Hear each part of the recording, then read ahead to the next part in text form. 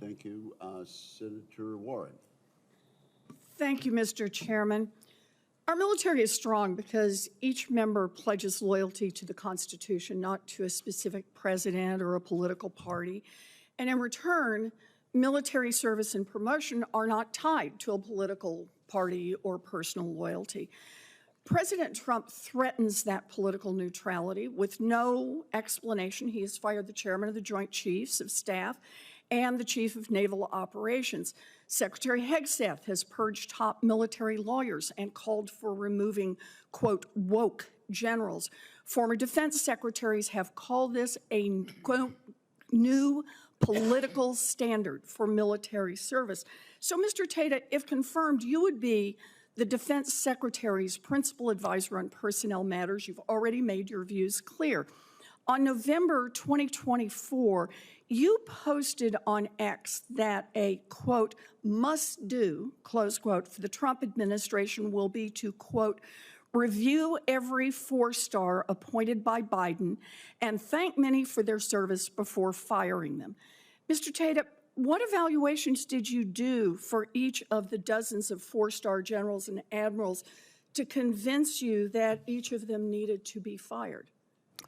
Senator, that comment was in response to a CNN article that had credible sources that several admirals and generals were having discussions on how to resist lawful orders from the president usurping his Article II constitutional authority as commander-in-chief, which I find unacceptable. I think we can all agree that the Constitution of the United States that we swear an oath of office to, that I have done for many times in my career, is the ultimate, penultimate document that we support and that we swear an allegiance to.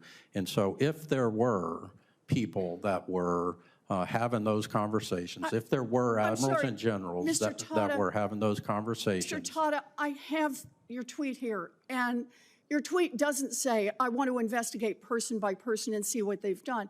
I also want to make clear that when generals are having conversations about what to do if they receive illegal orders so that they can still follow their obligations under the Constitution of the United States, then they are following the law. They are not breaking the law. But let's go on to what else you have said. Senator, if I might, the article said controversial, did not say illegal. And so controversial is very subject to interpretation. I just want to clarify here. You want to say, you want to fire everybody. I've got your tweet here. I don't want to fire anybody, you think Senator. They gave controversial statements? I'm sorry, it says before firing them.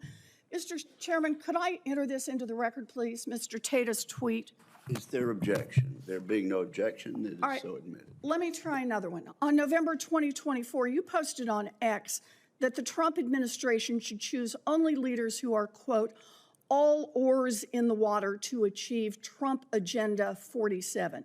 That suggests that you believe that generals should be picked for loyalty to Donald Trump.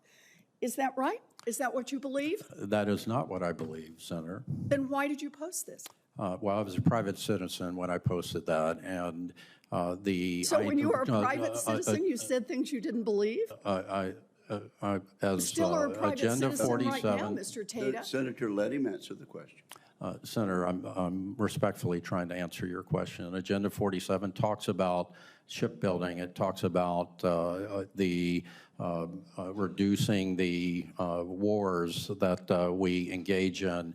And so as a leader, I support the idea, I support the president's vision that he had in Agenda 47, though, from a foreign policy perspective, and that's what I was referring to. That is not what this tweet says. Mr. Chairman, may I enter this tweet into the record? Without objection. In January 2025, just 4 months ago, Mr. Tata, you posted on X that planning for President Trump's inauguration should, your word, assume that the National Guard and DoD are, quote, compromised at a minimum by hatred of the incoming administration. What information did you have about each member of the Guard and DoD that caused you not only to draw this conclusion, but to put it out there in public? Senator, I had no information that So you just said it. about our Guard. You know, competence is based on the experience and performance of a military leader.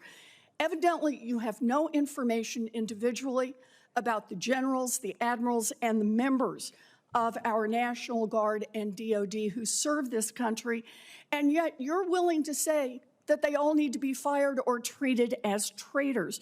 You seem to think that if a general or admiral was promoted during a Democratic administration, that person should be automatically fired. That's just a political purge and a pretty standard move for a dictatorship. I think it disqualifies you for this office. Thank you.